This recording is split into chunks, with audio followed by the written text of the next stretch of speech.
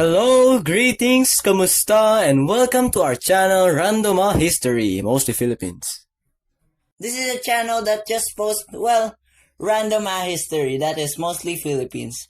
Instead of your boring ass school lectures that you attend half asleep with 8 million liters of coffee in your system, this is just another lecture that we want to make at least entertaining. Entertaining? Bro, we have obscure humors. Small disclaimer though, we are not professional historians. Just a trio of boys that got a random idea of making a YouTube channel talking about history. Any misconception, inaccuracy, or flat-out false facts are because we're dumb as hell. However, we'll try our best. Just give us leniency on any mistakes and don't poke us in the comments. Also, we're not history nerds either. So this ain't gonna be one-to-one with the full history because we're not Wikipedia or that certain AI. Yeah, be forgiving for any mistakes. There will be exaggerations and oversimplifications, but the core is still to be as accurate as possible. We're only humans after all, so don't put the blame on us. And we promise to never give you up and never let you down, right, Rick? Alright, without further ado, let's get going. So, a real history for this video is about Lapu-Lapu's anime arc, or commonly known as the Battle of Mactan. Now, for the 3.5 of you that listened to the Araling Panlipunan lesson and didn't forget it 2 seconds after your class, you might remember how the teacher told the Battle of Mactan. It goes like this. Some random dude named Ferdinand Magellan wanted to colonize an island he saw in the distance. He's European after all, and any random rock jutting out of the ocean is Spain's property. He arrived at an archipelago near the equator and named it the Philippines, in honor of his king, King Philip II of Spain. Then conflict arose with Magellan and the locals of the Philippines. He wanted the natives to convert to Christianity and make a blood compact, Sandugo, in order to make the archipelago part of Spain. This is some basic ass lore here. However, some handsome, muscular chieftain refused the conversion and declared war on Magellan. My man was him! He was him! And his name was Lapu-Lapu. Then yada yada, war erupted. Even though the Spaniards had better weapons like guns, better ships like galleons, and better drip iron armor straight from the crafting table, they got cooked and eliminated. Fortnite danced on. The final hit being Lapu-Lapu heroically slashing Magellan apart. A few escaped, but most Spaniards died. That's how school taught us this history. Which is more inaccurate than my midnight wee-wee in the dark. What were they thinking? Deped really discarded Humabon, the real villain of this, Magellan's lack of awareness on local geopolitics and naive us, and Lapu-Lapu's situational heroism. Let us retell you the whole damn thing as accurate as we can. So, in the early 16th century, the Treaty of Tordesillas from 1494 divided newly discovered lands outside Europe between Portugal and Spain along a meridian 370 leagues west of the Cape Verde Islands. This treaty granted Portugal littoral domain expansion and control over the eastern maritime route to the Spice Islands, which are known as Maluku Islands or modern-day Indonesia, via the Cape of Good Hope, effectively banning Spain from accessing these lucrative markets through the established eastern route. Spain was just stuck on their spiceless routes, unable to winner the chicken dinner without spices. So they began to travel westward to bypass Portugal's domain expansion. Cardinalist or some anime stuff routes access. I don't really know. Then came the first appearance of Ferdinand Magellan, a Portuguese navigator that had so little clout in his own country that he turned his medieval LinkedIn off, no longer accepting navigation jobs from the Portuguese. Not that anyone would want him, loser. Magellan then requested the King of Spain, Charles I, to support his voyage and clout. He planned to sail westward from Spain and go around South America, then cross the Pacific Ocean. Then he got the 3 G's on his mind, and his mind was on the 3 G's. The 3 G's being God, gold, and glory. Mostly gold though. This all started on the 10th of August, 1519. Spoiler alert, he got 2 years left to live. Death is on his shoulders.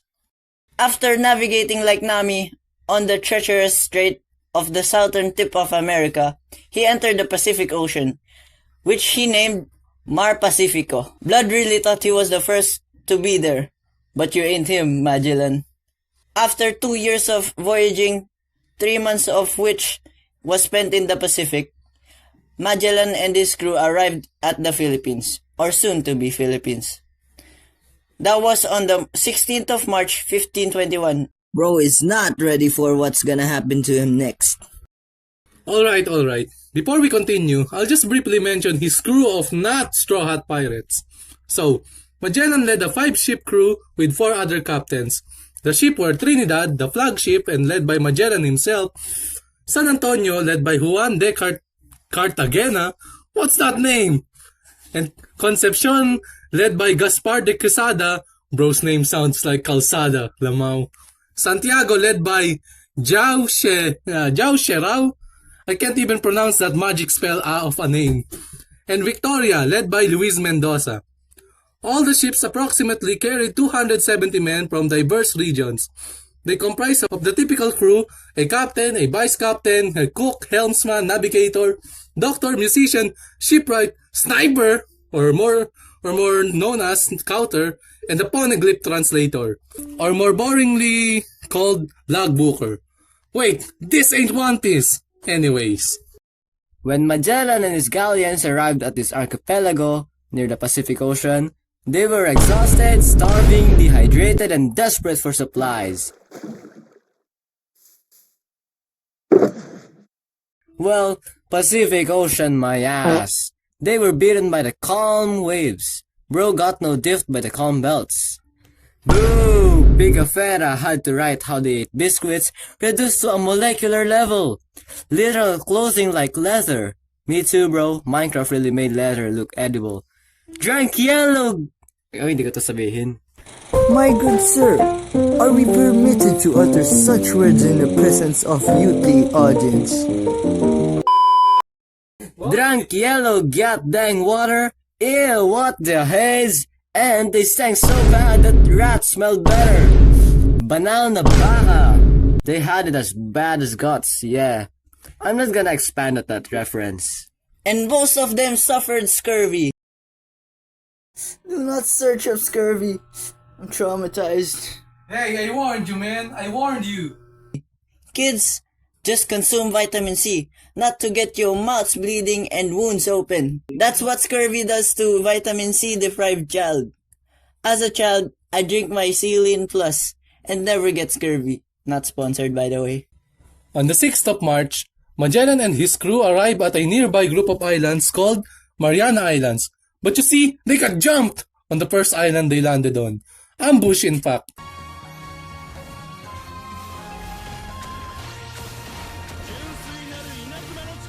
Guam was the island they set foot on, and it was full of aggressive natives called the Chamorro people. Of course, Magellan and the rest retaliated, but their severe state hindered their attacks and ended up only aliving one Chamorro person, confirmed at least. And then they got robbed of their last supplies, that includes valuable items such as weapons and iron. God really be giving Magellan his greatest battles, putting him under no breaks, and it doesn't get better after. Then, 10 days later, on the 16th of March, Magellan and his crew finally landed on the Philippines. Let's go! From his perspective at least. It marked the first documented European contact with the Philippines. Alright, let's credit Magellan with that one, being the first to document Europe's contact with the Philippines. Though, he's still not the first European to arrive there. They arrived on an uninhabited island named Homonhon. Though the island was inhabited, they still met native fishermen fishing for fish to make dish, which is probably a delish dish. Get what I dish! Anyway, the fishermen were from a nearby island called Suluan in modern-day Samar, and due to their kindness, Magellan and his crew were provided with food and water to suit their needs. Following their stay on Humonhon, Magellan's crew sailed to Limasawa just a day after. There, they encountered a few natives riding on canoes, who quickly pushed the emergency button and alerted the barangay warships. of the two local leaders from Mindanao, who just happened to be hunting in Limasawa. I felt a great disturbance in the force. Is probably what Magellan thought of, or at least what I think they thought at the time. But then, the GOAT!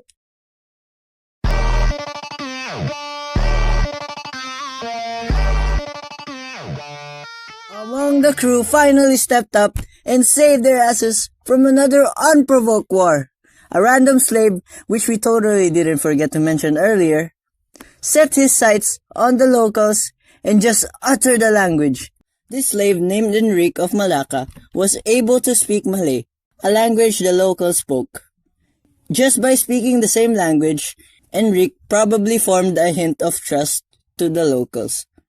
Just enough for Magellan to not be obliterated and no diff.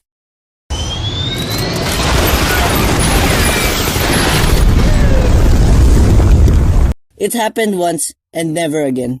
He could have thought. No. Since Enrique now became the channel of language, Magellan and the two local leaders, Raha Colambu and Raha Siawi, were able to communicate. What a goat Enrique was! With communication in hand, Magellan and the two Rahas exchanged not only words, but two gifts.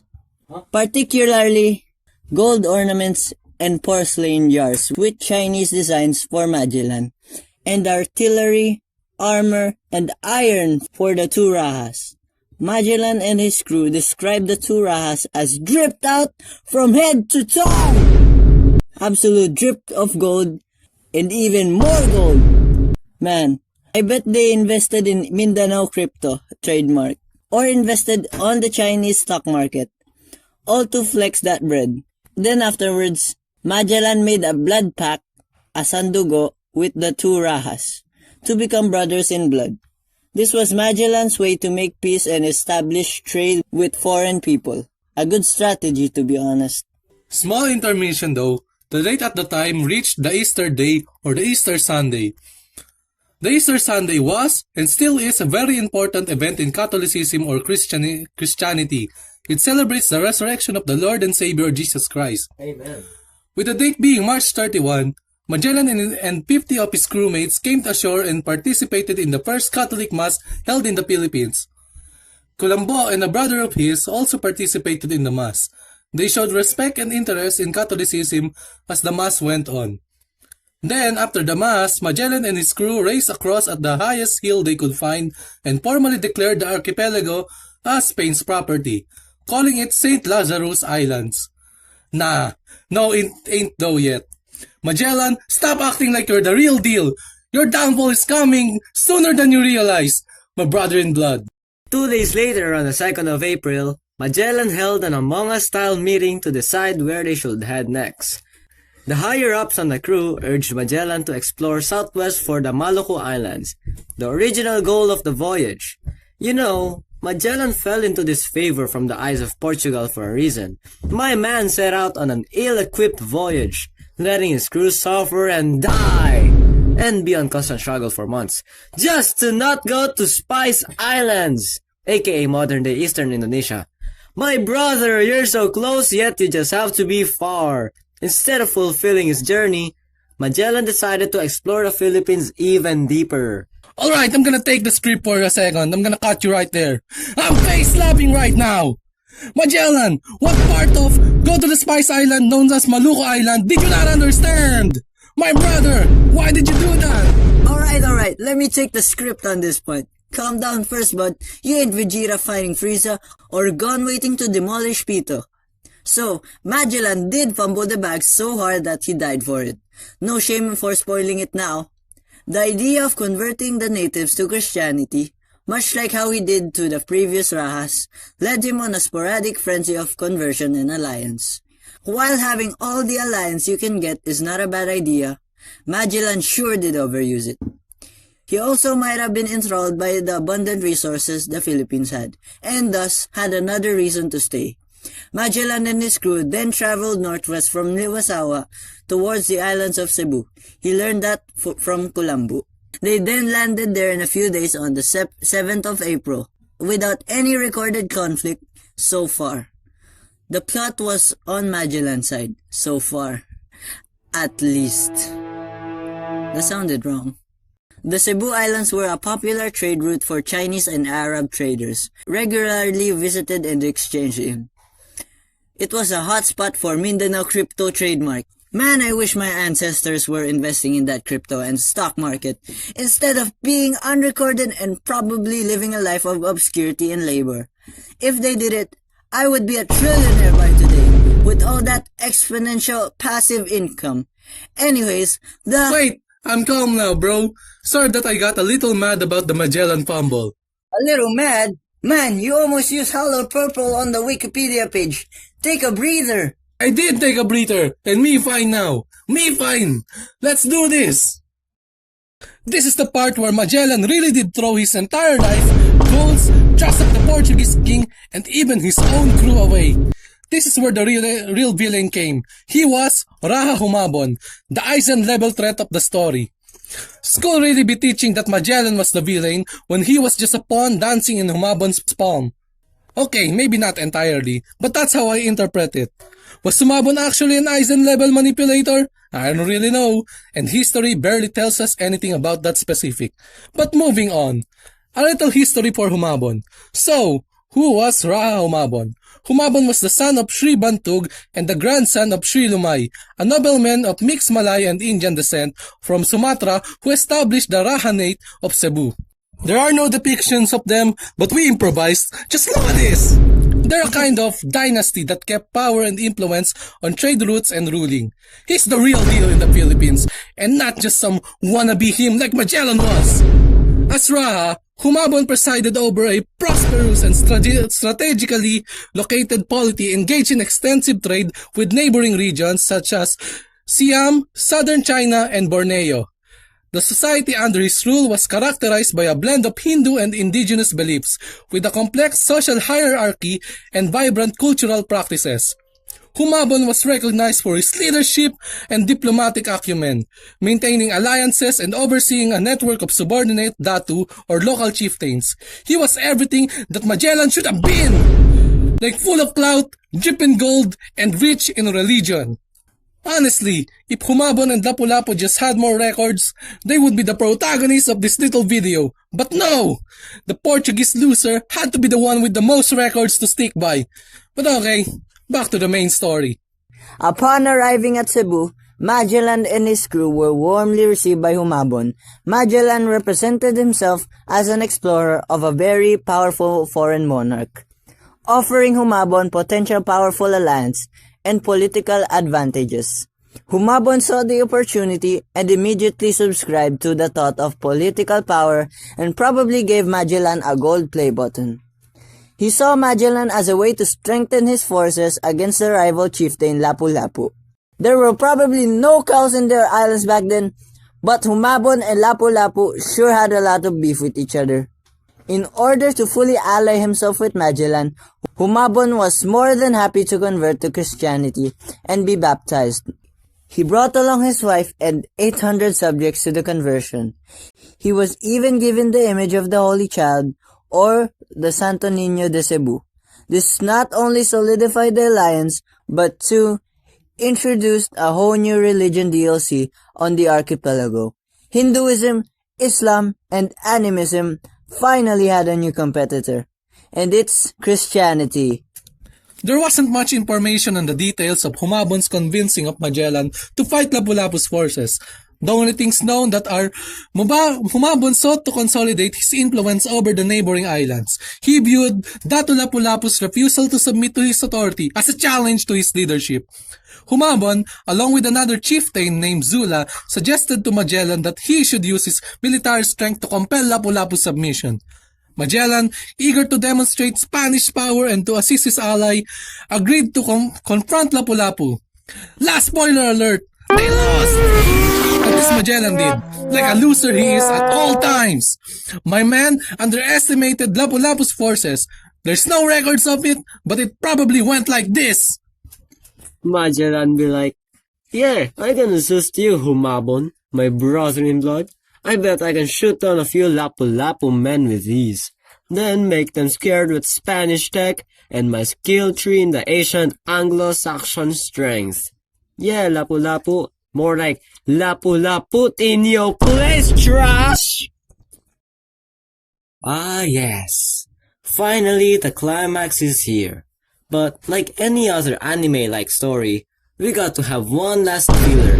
This filler is about Lapu-Lapu. But who was Lapu-Lapu?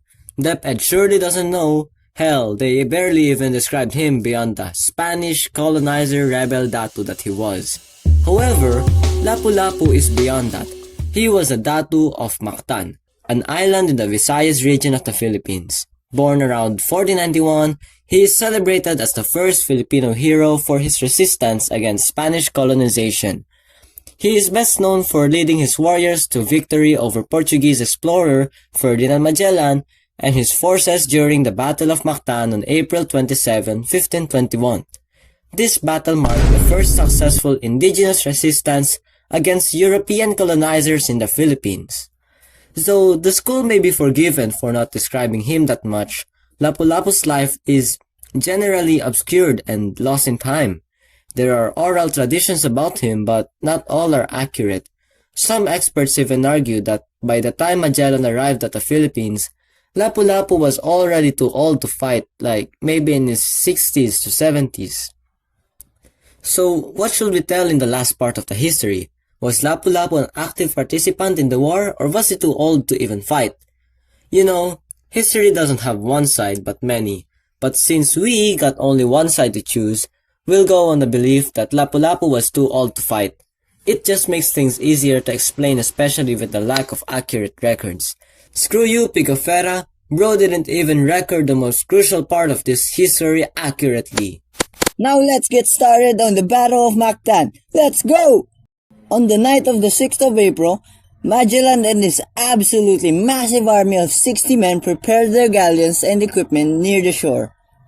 60 armed men, full of iron armor, iron swords that were probably enchanted with sharpness too, and guns. Sadly, not automatic ones. They all lined up on the shore, ready to subdue this fish-named rival chieftain. Here's the problem though. Their galleons were too massive and faded from use in the low shore. They got stuck on the deeper parts of shallow water, like taped there for good. This made the massive army of 60 men at a disadvantage in footing and movement. You know what the real problem was? It was his plan to be at a disadvantage. Magellan really planned an amphibious assault with boats equipped with cannons. My man, you are not that great. I'll say it once, twice, and I'll continue to say it again. You are not him.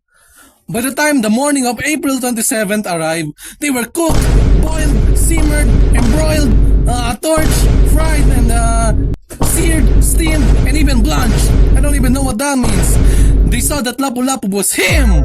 An anime character that finished all of his shonen storylines. Lapu-Lapu just had a small army of 1,500 to 3,000 soldiers. What in the 3Gs, man? Magellan underestimated Lapu-Lapu. So, Lapu-Lapu may be a name of a fish, but Magellan and his small-ass army were the ones only cook here. The battle started with Magellan no-dipping at all sides. His amphibious assault plan backfired spectacularly. The boats with cannons were inaccurate with long distance. His men's iron armor became a hindrance due to their weight on the water. The terrain generation of waters further weakened their forces. Yeah, the battle was so easy on Lapu-Lapu's side. The war just lasted a few hours from morning to tanghali or high noon. The battle was barely recorded since Pigafetta got murked early on and had to stay on one of the galleons to recover. Yeah, anticlimactic. Screw you, Pigafetta. You had one job! Meanwhile, the rest of the massive army of 60 men were completely demolished!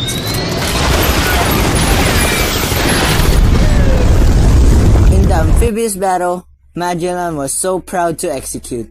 It's just common sense that they were so overwhelmed by the small army of thousands. Though we don't know much of the details, we do know that there were 8 to 12 recorded deaths on the side of Magellan, and 15 of Lapu-Lapu's warriors. This is likely inaccurate as many details vary from source to source. And would you really trust Pigafetta at this point? Since we don't know anything else, let me reimagine the battle for you all. And disclaimer, this small part of the script is completely fictional but will be realistic enough. No truth here until Vince takes the narration. Anyway, the battle could have gone like this. I am Magellan, the greatest Portuguese explorer known to man. No army is sufficient to take down mine. Magellan probably said all while Pigafetta, the biggest glazier there, fanboyed all over him. Magellan and his army went to shore, struggling to move on the shallow water with all their heavy iron armor. Lapu-Lapu's army, being islanders and used to amphibious assaults, completely no-diffed. Neg-diffed, in fact, the Spaniards' army. People getting shot by arrows and spears left and right. Magellan looking like Wohack with wide teary eyes, and probably said to Lapu-Lapu, "Standing here, I realize you're just like me trying to make history." Lapu-Lapu then may have responded with, "But who's to judge the right from wrong? When your guard is down, I think we'll both agree that violence breeds violence. But in the end, it has to be this way." After that exchange, Magellan retreated, was struck by a poisoned arrow in the leg, impairing his mobility. Subsequently, he sustained a spear wound to his arm and a fatal blow from a large native sword, likely a kampilan. Blood got wombo-comboed on and died on the spot. Disclaimer again, anything said before me is fictional, but now I hold the truth, and so on. But yeah, there was no Magellan and Lapu-Lapu one-on-one fight. There was no massive army of Spaniards that exceeded 60 men. And there wasn't even a grand battle. I bet the Battle of Mactan was just another Martes or Miércoles for Lapu-Lapu and his army. Hell, Lapu-Lapu wasn't even there! Like said before, some experts say that Lapu-Lapu was too old to even fight, and just stayed as a strategist or an overseer. And that's what we believe in. Man, what a loser Magellan was. But who was Magellan anyway? I think we spent most of the time clowning on him but not really describing him as the person that he was. We kinda just base him on the glazing of Pigafetta. What a glazer. Well, Ferdinand Magellan's journey to becoming a renowned explorer is as dramatic as any epic tale. Born around 1480 in northern Portugal, possibly in Sabrosa or Porto, he hailed from a family of minor nobility. That means he wasn't poor but also not rich. So yes, he's just like today's shrinking middle class. After the early death of his parents, Magellan became a page at the royal court, where he received an education in cartography, astronomy, and navigation. She was basically Nami but less cowardly and more arrogant. My man is not gonna find the One Piece. In 1505, Magellan embarked on his first voyage to India with the Portuguese fleet under Francisco de Almeida. Over the next several years, he participated in various military campaigns in the Indian Ocean, including battles in Goa, Cochin, and Malacca. Notably, he played a crucial role in the conquest of Malacca in 1511, which was a significant achievement for the Portuguese Empire. Man, Magellan actually got skill, but he also got barely any clout with the king. He was accused to be involved with illegal trading in the Moors of Morocco, which he took an unannounced absence for. Yeah, he ghosted the king about leaving for somewhere. And even though the accusations of illegal trading were proven false, the king was still sus of his behavior and did not trust him. The king's distrust then led multiple rejections for any voyage Magellan proposed for the Spice Islands. This then led him to go to Spain. The king of Spain just so happens to be craving spices and thus funded Magellan and his soon-to-be ill-prepared crew. That's his life in basic summary. So, back to the main plot. After Lapu-Lapu's forces defeated Magellan's army, killing Magellan in the process, the surviving Spaniards retreated back to Humabon's place. Now, the details of this retreat are convoluted. Not much was recorded in the first place, and what was recorded was kinda inaccurate. After all, Pigafetta became lazy or the records may have been lost in order to form a solid storyline. But all we do know is that Humabon prepared a feast for the survivors on the 1st of May. Even though they lost, Humabon still gave them participatory reward, or the at least you tried reward. Spoiler alert! They were poisoned! They probably thought it was a good feast, like mang inasal level of deliciousness, just to choke or collapse the next second. Lamang! Many died, including the higher-ups that we never even bothered mentioning more, like Duarte Barbosa, one of the co-commanders, Zhao Sherao, the guy with the magic spell for a name, and approximately 27 other crew members. Though many of them died, half of them still remained, including the GOAT Enrique, Juan Sebastian Elcano, and many others. The reason for Humabon's betrayal is still unclear and debated over. Many experts say that he was dissatisfied with the hype Magellan said about Spaniard forces, and others say that Enrique wasn't a GOAT after all, and he warned Humabon of Spain's intention of dominating the archipelago. Good call up Enrique right there. Still a GOAT. Either way, be it dissatisfaction of Magellan's poor-ass performance or a preemptive strike to protect his territories, Humabon did just poison them all. So yeah, that's basically all the history we could gather about the Battle of Mactan. That's the end. The aftermath of Humabon and Lapu-Lapu can be its own video. Well, I still have a few things to say. Magellan sucks! Humabon was a saucy baka impostor and Lapu-Lapu was a situational hero! Yeah, today, Lapu-Lapu is celebrated as this first hero of the Philippines because he rejected colonization. Nah! Not only was Magellan not a colonizer, Lapu-Lapu was just probably opposed to Magellan since he was allied with Humabon. But that's just my theory. History theory. So in conclusion, Magellan sucked as a captain, Humabon was a snake, and Lapu-Lapu was not even a real hero. And that's it. Finally, we're done. Bro, I'm so tired of editing. Linggangu, liguli, guli, wacha, linggangu, linggangu, linggangu, liguli, guli, wacha, linggangu, linggangu.